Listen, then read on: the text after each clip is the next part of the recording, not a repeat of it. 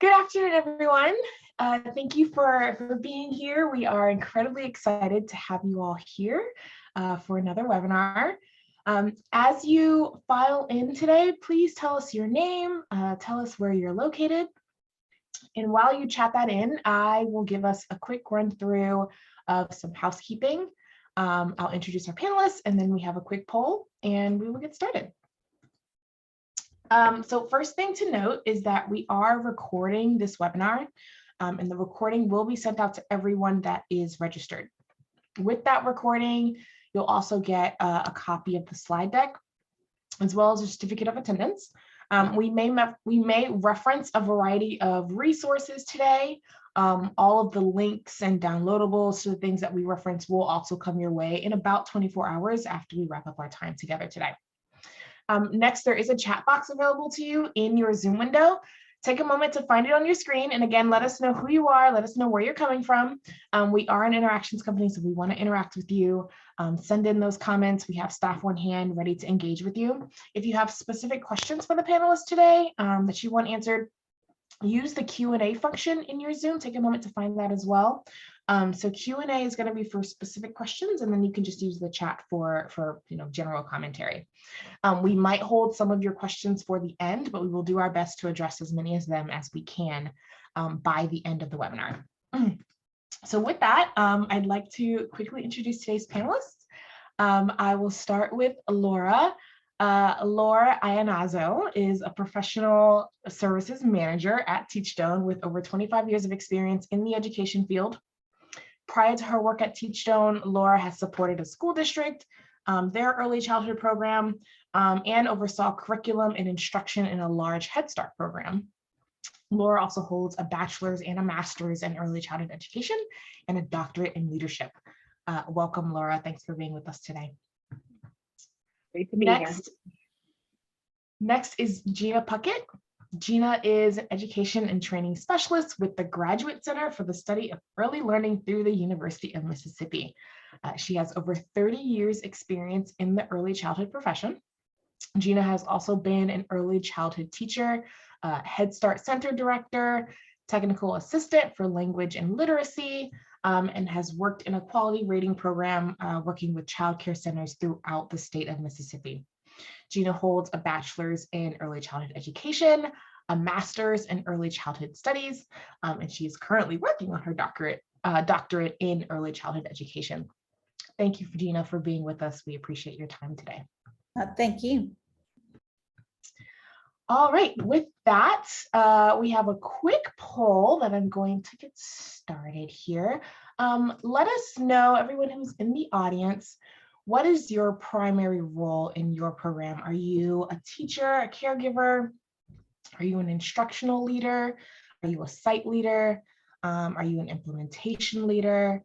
Are you an observer or a data collector for your program? Or are you in the research space? I will give about 45 seconds for everyone to get their responses in, and then we'll see our results and we'll get started with our content.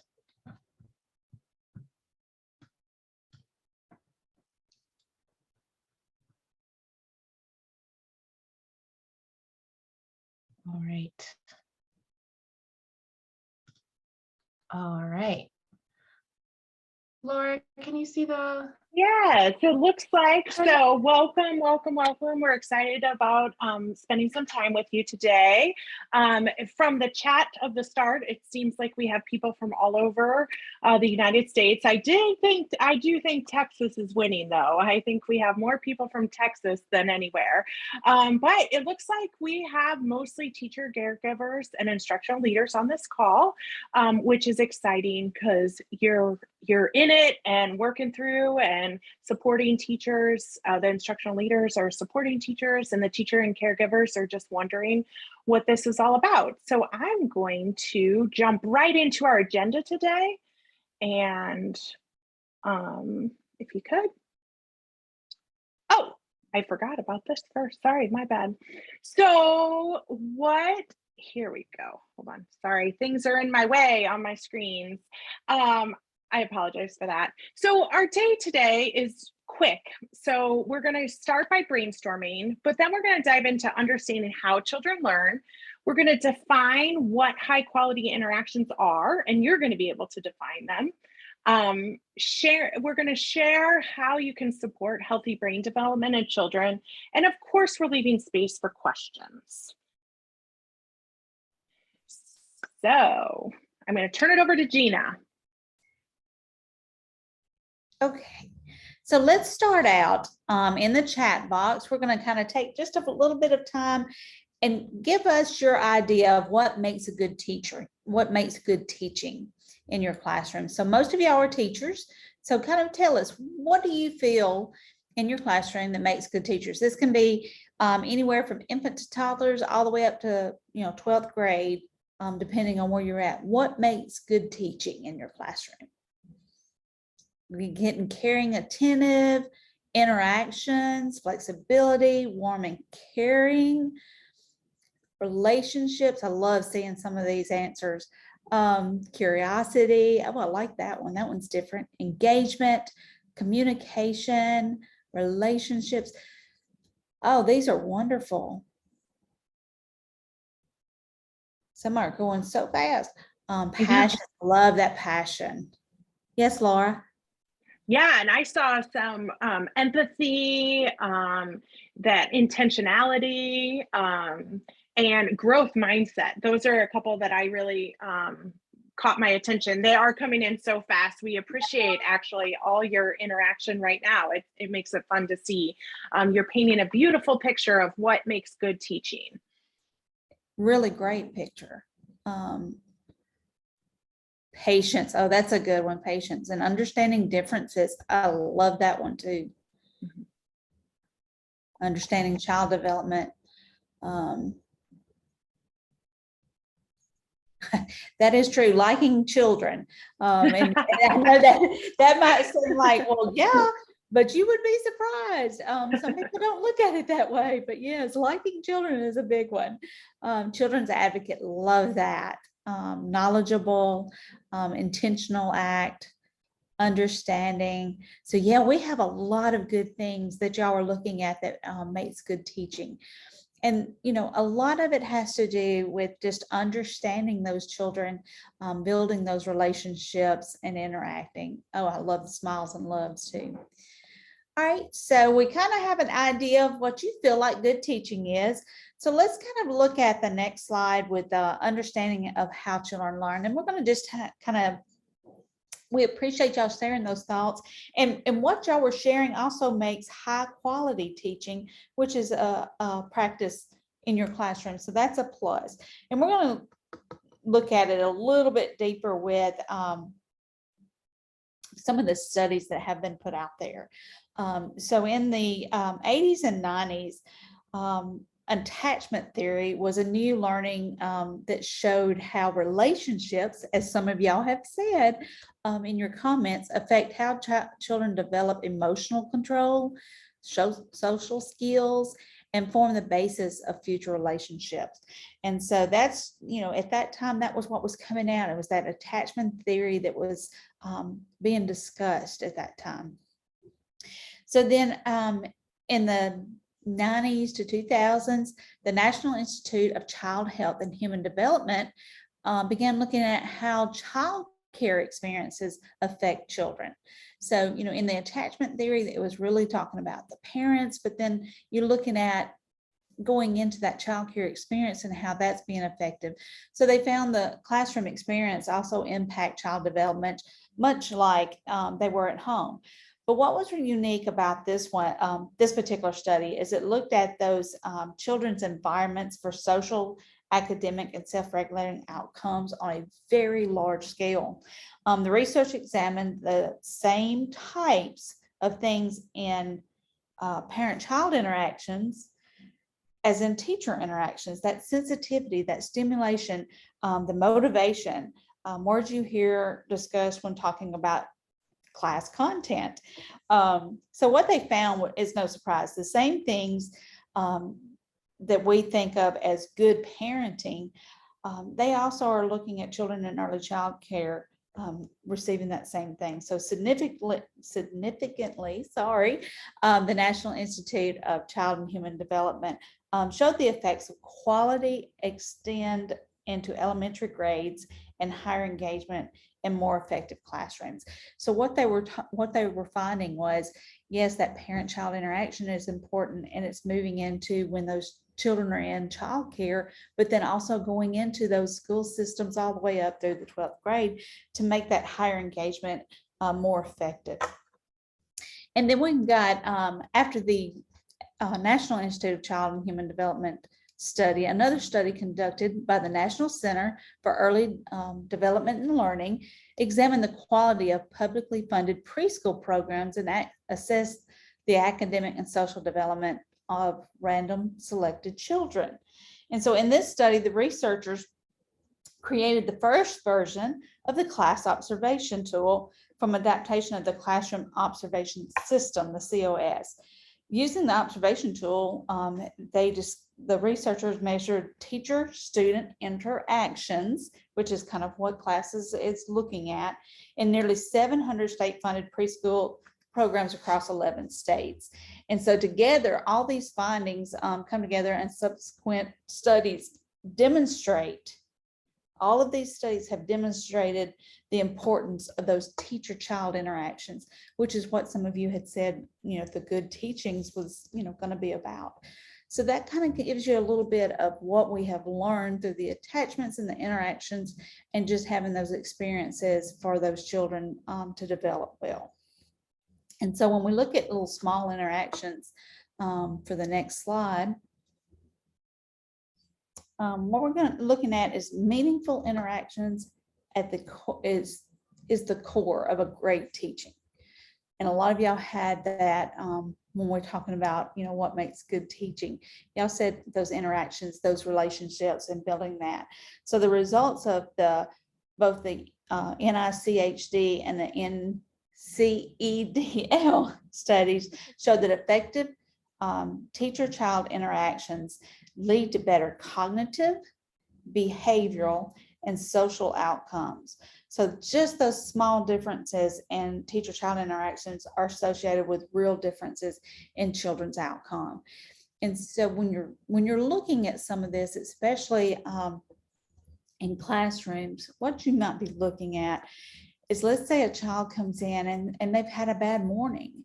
And so, you're busy and you're trying to get things done, but taking just a little small minute to come over and welcome that child and say good morning to that child. And, we're glad to have you here. Just that small interactions not only can make the day for that child, but then that child's, the difference comes in where they now feel like they want to engage in the classroom.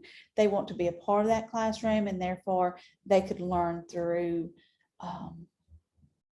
just being said hello to, just that little small interactions for the day. So that's something to think about when you're kind of going into in your classrooms and you see those children coming in. Just one little small interactions can make such a big and lasting difference. And so we have, on the next slide, we'll have a video we're going to watch, and I'm going to turn it over to Laura. Sounds great. So all the different elements that you put into the chat about what makes high quality teaching a high quality teacher, you will see that you already are able to identify it. But we wanted to just take a second to watch this quick video for high quality interactions. This always puts a smile on my face to be able to watch it in action. And so as you watch this video, I would love for you to pick those, chat in what you see. What is that you have identified, and we can talk a little bit about what effect that has on children. So we'll go ahead and play the video. Fideli's gonna read us a story. Let's listen to Fideli's story. Come. Tie the shoelaces. And what's that from that book? The title. Oh, that's the title? Okay. So we have to learn how to tie shoelaces? Yeah. Why do we have to learn how to tie shoelaces? Because this is the tie shoelaces when you can't tie her shoelaces. You have to try. You have to try. You see that girl is trying? She's trying. What if she can't do it? What can she do? Her friend could cheer for her. Can share for her? Cheer. Cheer? Oh, cheer her like, go to Nasia, go to Nasia. Yeah. You can do it like that? Oh, okay, so we gotta cheer for her so she can tie her laces now. Okay. Let's give him a chance first, and then you can go. How's that? And then you'll go. Put in your pants. Oh, so you butt in your pants. Now, everyone has to try to put in it. Hey, I kind Oh, so you have to button it? Where's Miss Knight? Where's Miss Knight? I do it first? Yeah. What do I have to do? Button it hard. Button it? Yeah. Now, Did I do it right? Yeah. Okay. I just said, in my turn. The last one is Sootie. And me. That's it. Look Tries to zipper your dress. I like how Sanaya's listening to her friend Fidelis. She's sitting nice and quietly looking at Fidelis. And Kaylee too. That's good. See? She's listening, so he let her zip it. I like that. You do it too. Baby. Baby. Yay!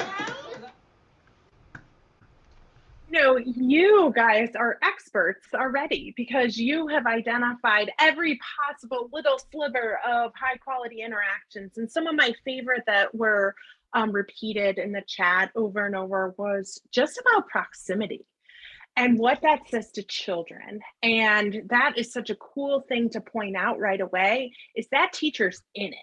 They are ready to interact and they are interested. Someone else said interested, genuinely interested. She's having a good time. And she's not going into, I'm going to be a question robot and I need to ask all these questions. She responds based on what children. So she allowed the children to take the lead, and someone else pointed that out. That was completely child-led. However, the way she interacted and the questions, the intentionality, someone else put intentionality, and the specific praise allowed for such a high level of engagement. And so that is what the goal is to get kids engaged and have that relationship with children so that they can be in it with you and have fun and show that enjoyment of learning. Now, that wasn't a specific lesson that a teacher had planned. The child actually had total autonomy, and that is something that is huge for engagement. So, I mean, someone just said good listening and shows their interest, and that's what it was all about. It wasn't, the teacher didn't approach that as taking is charging in and you need to learn this, this, and this, but instead she sat back and was a good listener and responded in intentional ways. So I could go, yes. I'm sorry. What I liked, somebody said, based on kind of what you were talking about, it was a natural conversation.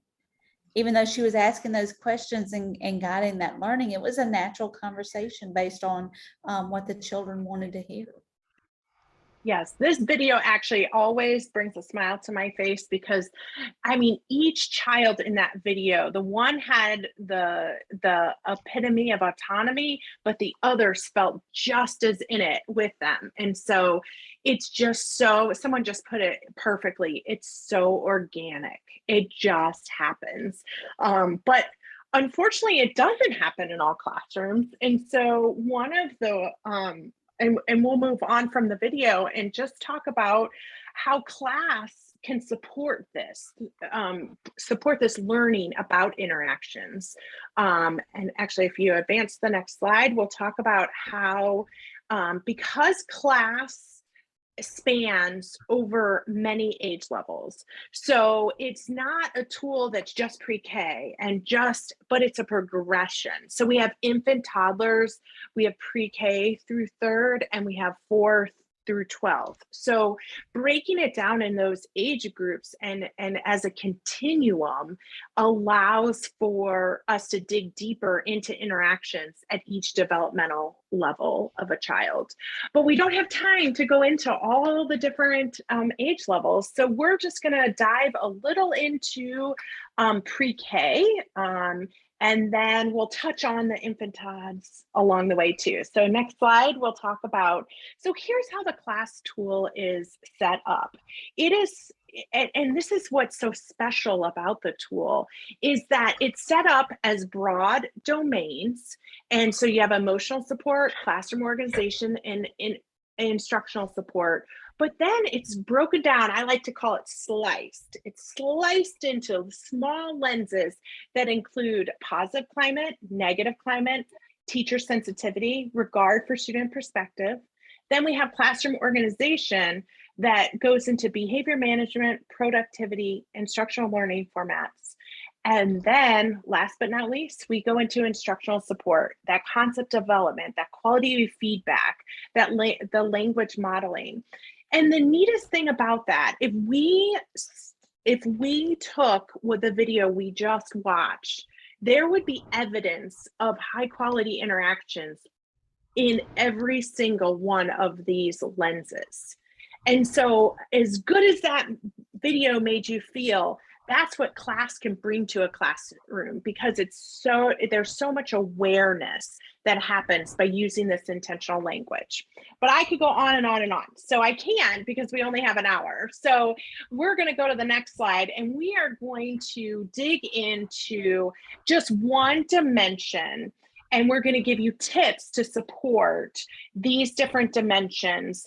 And we chose these dimensions because they actually go across infant, toddler, and pre-K. They're worded a little different, but the concept of teacher sensitivity and the expectations because of development, it looks a little different, obviously, in an infant and toddler classroom than it does in a pre-K or higher classroom. So we're going to give you some tips in teacher sensitivity, some tips and tricks and ways to think about it, behavior management, and language modeling.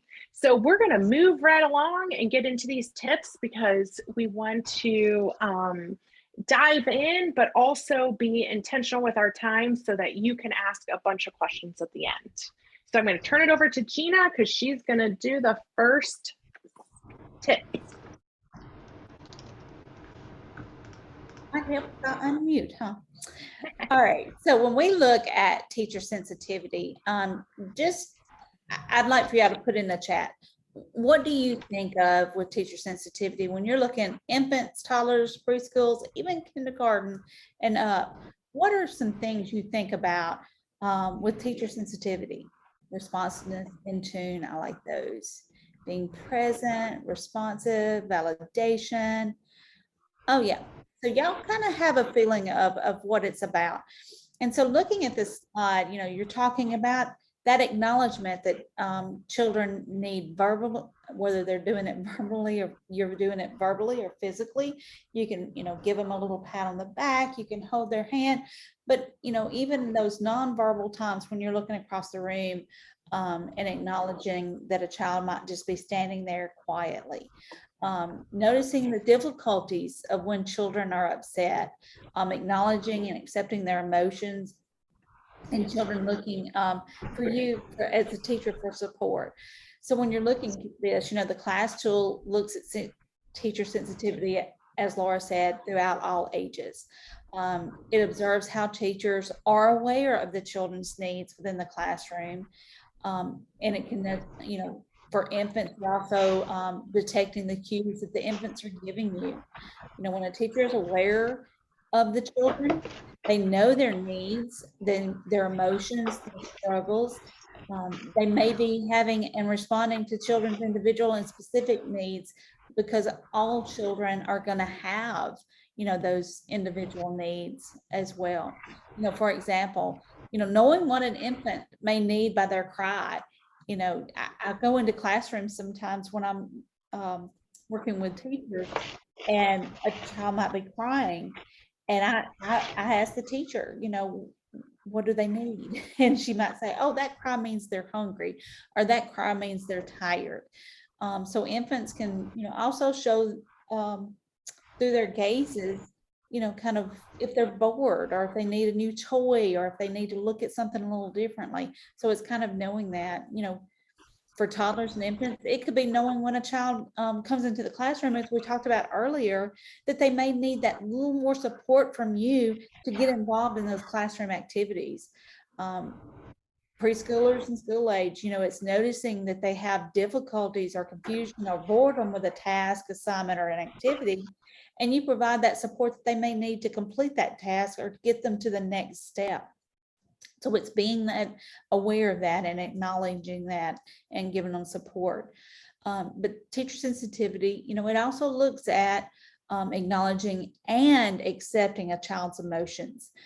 Children, especially right now, they're going through so many emotions with so much going on that, many of us have a hard time acknowledging and as well as accepting any other child's, but the happy emotions. We like to acknowledge and accept children when they're happy.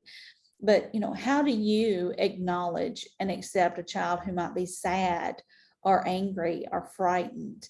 You can, do this by helping give words to their emotions. Some of them might not know how to express those emotions. So by acknowledging them, that made you mad, or I can see you're frightened by that frog. You can also, it can be just acknowledging, I can tell you are having a hard time getting the blocks to stack, and that makes you feel frustrated. By acknowledging those emotions, you're letting the children know that you have heard them and that they have been heard, and that you're able to address their problems on an individual need. And so that kind of lets them feel supported and acknowledge further where they're feeling, instead of saying, you're mad and you don't need to be. Some people try to get them out of that mode of being mad when they're throwing things, instead of acknowledging that feeling and accepting it, and then kind of helping them to move forward. Okay. Laura, you'd like to take yes, I will take over. So let's talk a little bit about behavior. And it's so interesting because everybody wants the magic wand for behavior.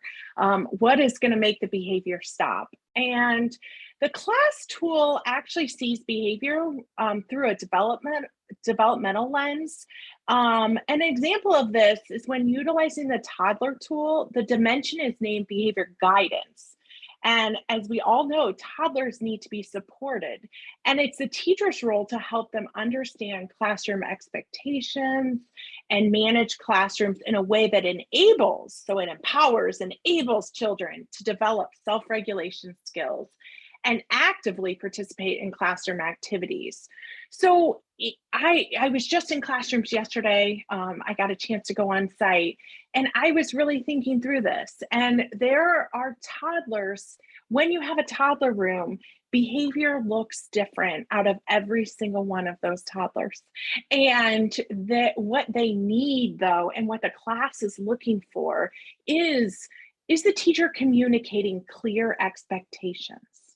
So not just repeating herself 100 times, but are they clear? Are they backed up by visuals? Are, meeting the needs of the children? Are they specific in the redirection and the directions? So in toddler classrooms, those are two of the main areas that the class allows you to slice it so thin of, are you, where is the evidence that you're showing me that you're guiding the toddlers' behaviors? And I love, some people put consistency, and someone said they use visuals and clear expectations. Yes, that is huge when we talk about behavior. That is a little bit of a magic wand. So whereas the pre-K class tool dimension is behavior management. And this is where we are looking for how teachers reinforce positive behaviors and redirect minor misbehaviors. So how much learning time is lost because we're being the conductor of behaviors? So this is done by communicating clear expectations, being specific when redirecting, and being proactive by anticipating problem behaviors. You know, a great example, and a lot of times where we see behaviors rise, is during transitions. And when behaviors happen a lot in pre-K during transitions. So instead of all, let's just take lining up. So instead of all lining up at once, maybe let's think about utilizing small groups to minimize potential behavior from being crowded or waiting too long. I mean, have you ever had your computer freeze up on Zoom? It feels like you wait for an eternity. And so, but man, when we're lining up the whole class and trying to get everybody out the door, that is an eternity for a pre-K child. And a lot of times you'll see. So one of the values of utilizing class to really break down quality teaching is that we can give these specific examples or suggestions or supports so that we can improve over time, so growth over time. But last on this list, before I forget, is calling attention to positive behaviors at all ages. This reinforcement gives other children in the room motivation and a concrete example. And that's what, you know, people are talking about in the chat about different ways to use songs and transition, you know, tools, but also it is the concrete examples that we learn by. And so at any age, if they can see it, feel it, hear it, they are more aware of the behavior expectations. So I could go on and on about behavior, but I'm going to toss it back to Gena so she can dive into language. Thank you, Laura. So when we look at language development, we need to look at that through a developmental lens for sure. The class tool supports this by starting with the infant domain of early language support and continue to other age language with language modeling. You'll see on this slide, you know, tips to support language development at all ages. And that could be expand and extend any sound, word, or idea that an infant has. As a matter of fact, I'm going to give you an example. I got to be with my grandson the last couple of days, and he's at that stage of just making noise. And so we would take a noise that he might be making, you know, da, da, da, da, and we would just kind of repeat and extend what he was saying, just to give him some words and that kind of thing. So, you know, we had fun doing that because it would be, oh, you want the, you know, you want a spoon, you want to eat, you want this, kind of giving him some words to maybe what was going on with him. Becoming a sportscaster and giving a play-by-play, which is the self-talk and parallel talk. And honestly, this can be anywhere from infants, especially, you know, when you're working with them and you're trying to tell them what's going on, where you're changing a diaper, you're getting their food ready, you know, or something like that. Giving a play-by-play of what you're doing with them all the way up. And this is one area that I can tell you, for me personally, being throughout the state of Mississippi and even the job that I have now, so many are having a hard time with that self and parallel talk. And so just keeping in mind, being that sports player of, you know, oh, well, now I see, like in this puzzle, right, in this picture right here on the slide, oh, I see that there is a blue water here, and I'm seeing that there's an outline maybe of that fish here. I'm going to put that fish in this puzzle, and, you know, kind of giving a play-by-play. And it might feel silly at first, but you're giving words to your actions, or you're giving words to the children's actions as they're doing them. Asking questions that require more than one word answer. In the video that y'all were watching earlier, I love how so many of y'all caught those open-ended questions that she was asking, and that was what she was doing because she wanted them to give more language to her. But also sometimes those open-ended questions have them really digging deep about thinking about how they're going to answer or what they're wanting to say. And so giving that time to give them time to think about their answers also helps. And then using juicy vocabularies. vocabulary words, keeping in mind that, you know, some simple words might be new vocabulary words for others.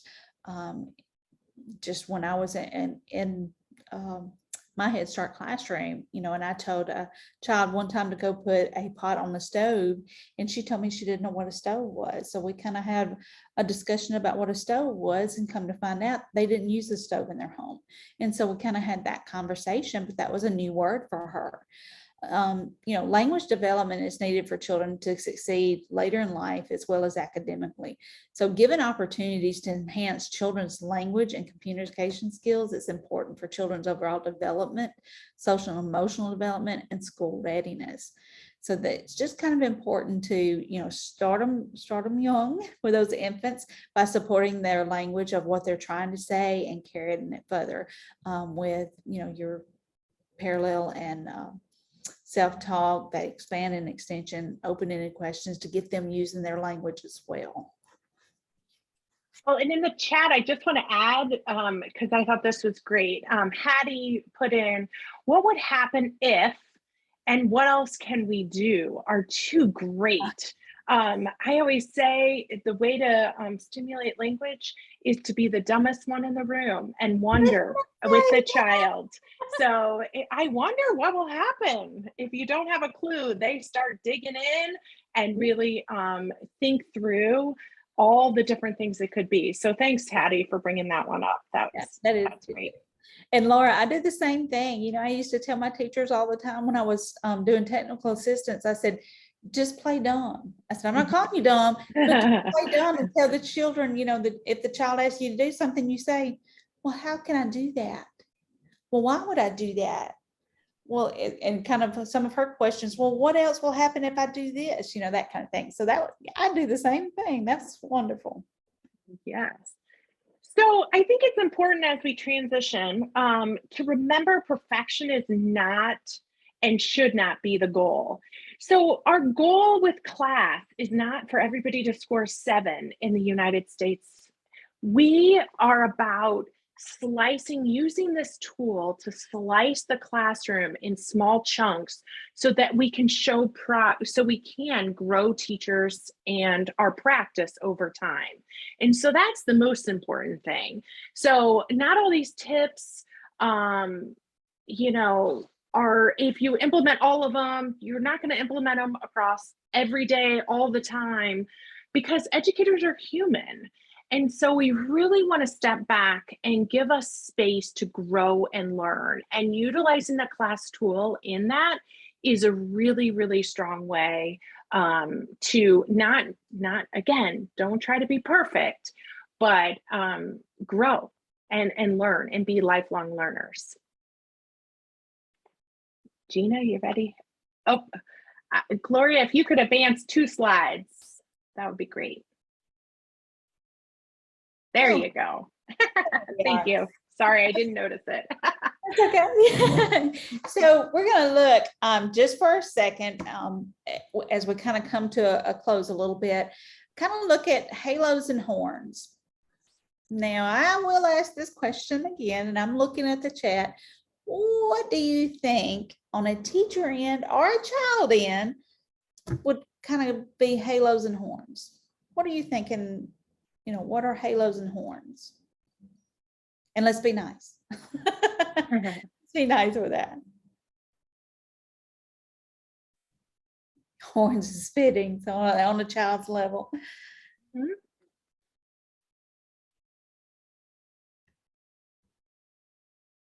Not having enough time to tend to the child's needs. Halos are love. Yeah.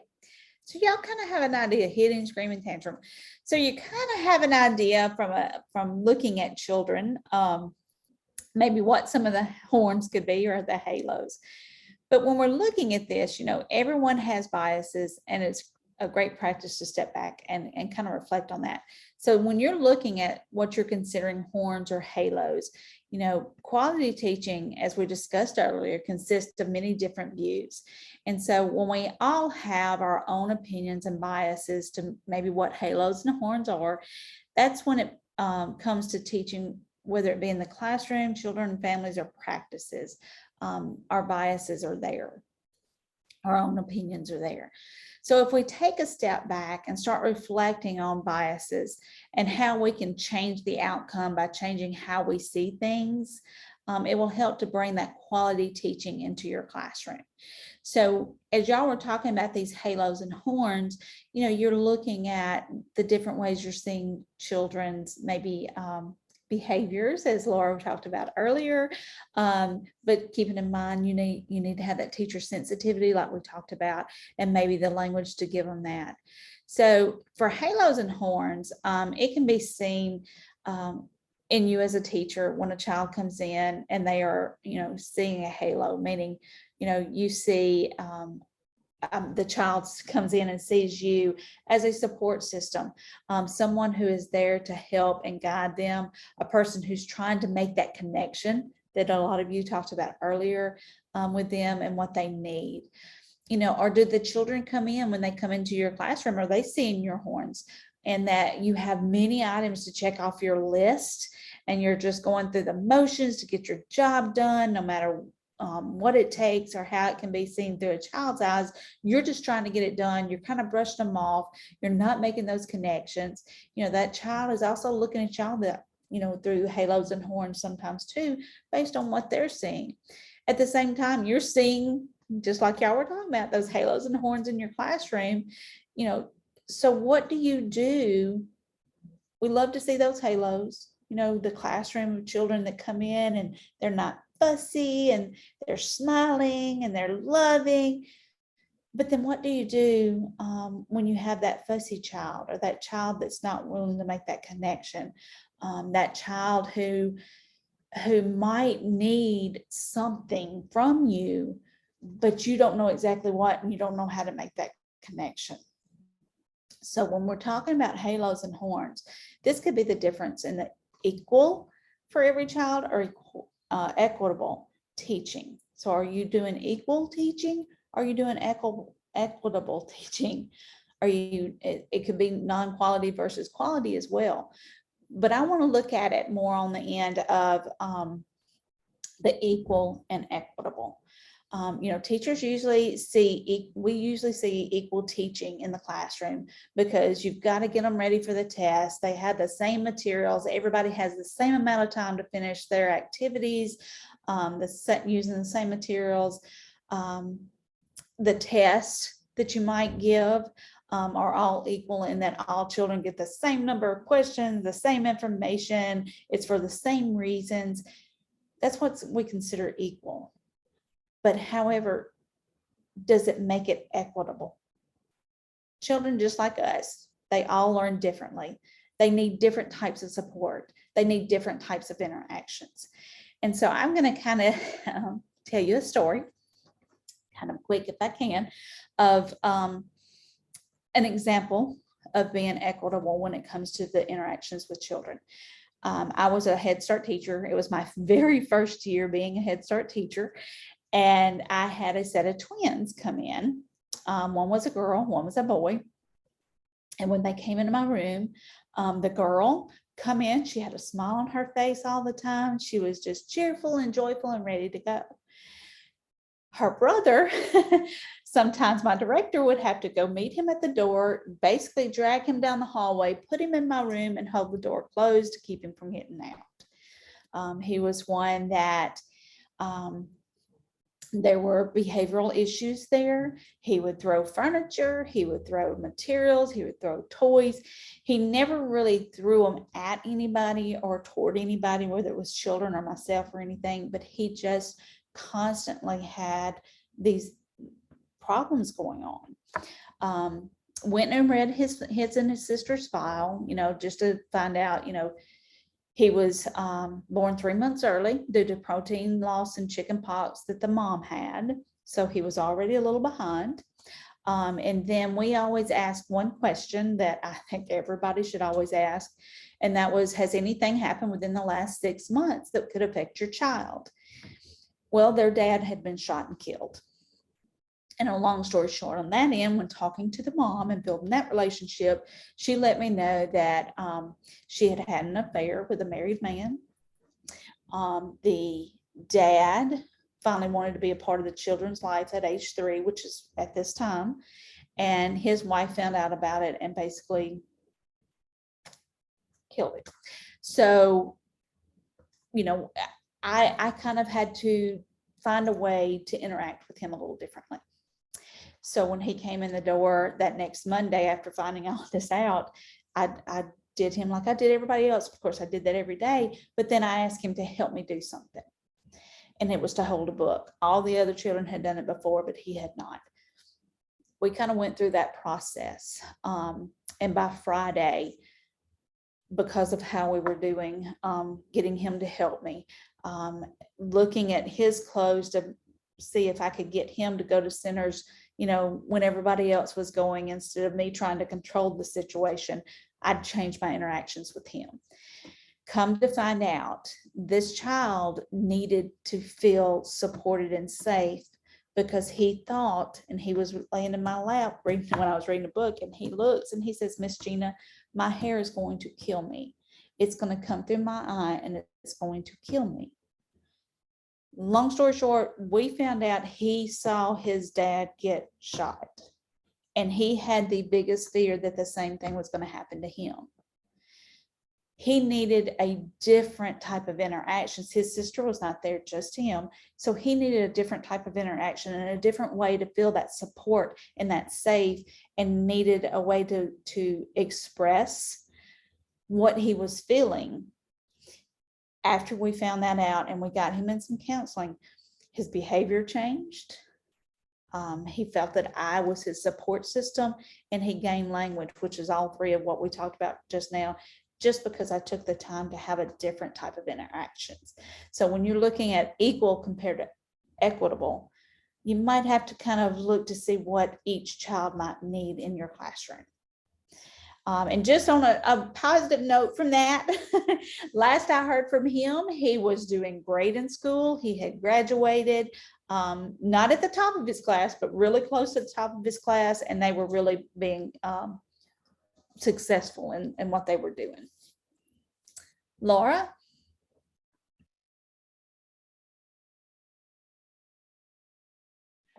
Sorry, I'm muted.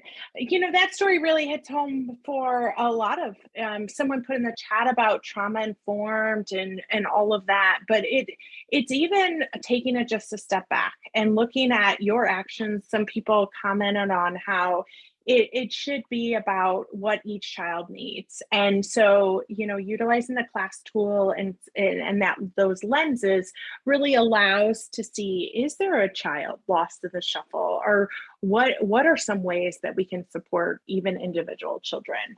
So we only have 10 minutes left and we have questions. And I think, Gloria, I think you're muted, but I hope that she is going to give us some questions. Yes. Yes, ma'am. Let me change to the question slide.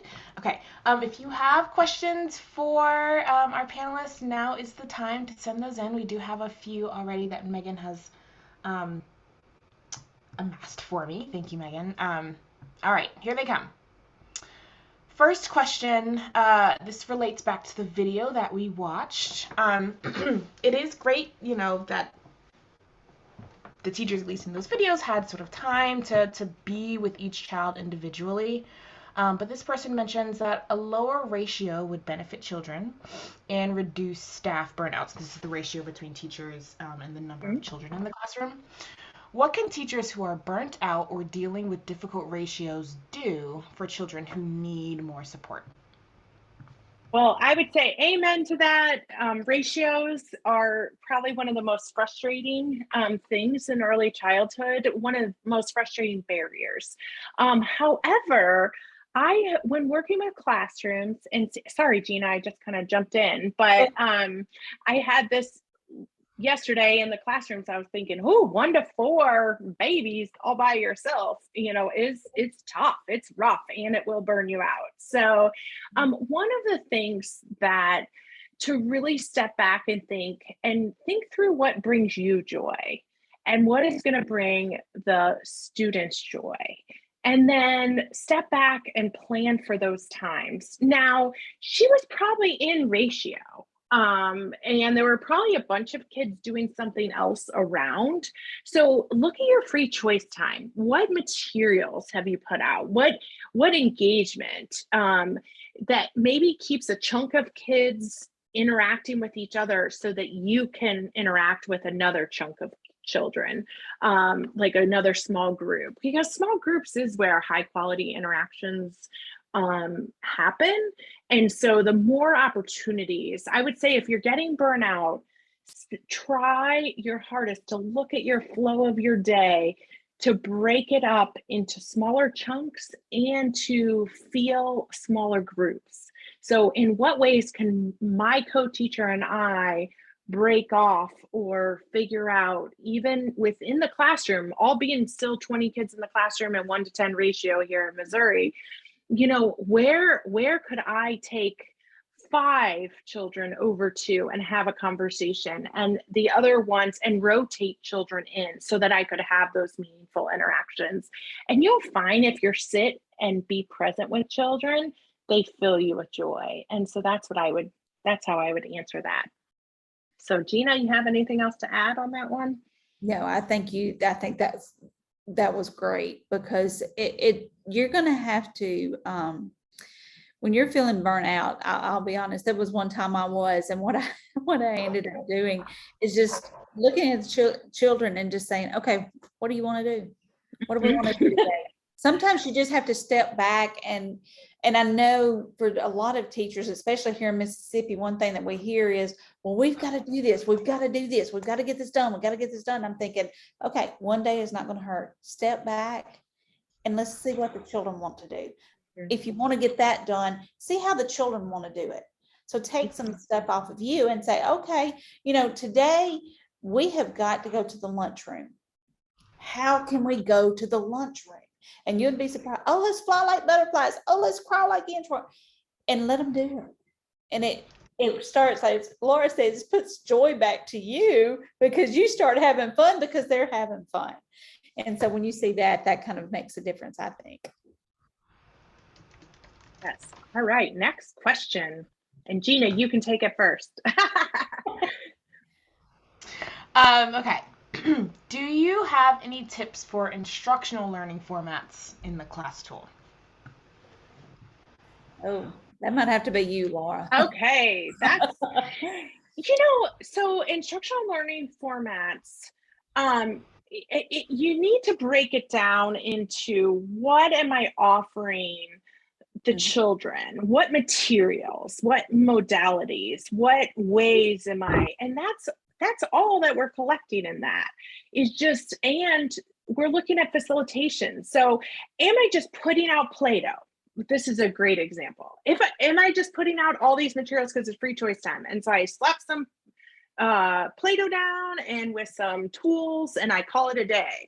Or did I go over there and sit and say, hey, look at you working on your finger power, and talk about squishing things and making your hands stronger, which we all know developmentally ends up being great for holding a pen or pencil or crayon later. So it's being intentional and thinking through your materials. And so I think that is one of the biggest hurdles, that we have all the stuff in our room, but do we know our why behind the stuff? And so that's where your instructional learning formats area of growth could really happen by just knowing your whys better and being intentional with your planning and materials. No, I could go in a whole spiel about it, but go ahead. not only the whys, but knowing your children also helps with that.